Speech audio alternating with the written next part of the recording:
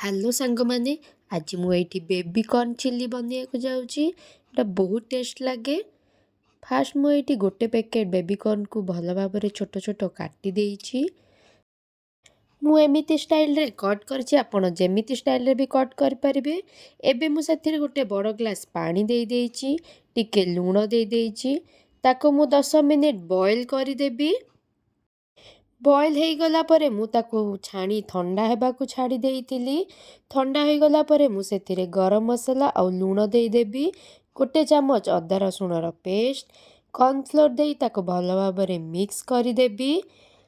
आको एमिति dry mix करिबे। एबे मु ताको तेल रे छाणी देबी।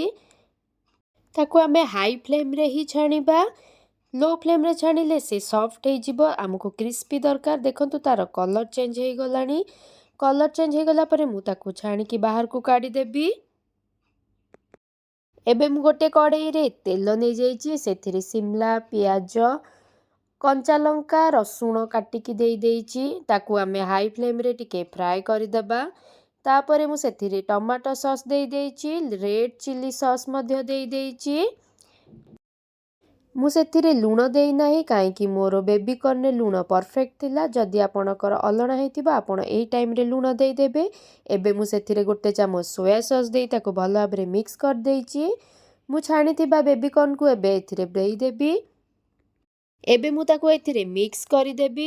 एइटा मु ड्राई करूची। आपनको जदि ग्रेवी वाला दरकार आपण सेथिरे टिके कॉर्नफ्लोर पानी पकेई ताको मिक्स करि देबे।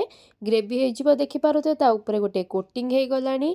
मु एबे धनिया पत्र देई ताको सर्व करि देबी। आपनको जदि मो वीडियो भल लागुची तो मो वीडियो को जरूर लाइक करंतु। आउ मते फॉलो करंतु। Thank you.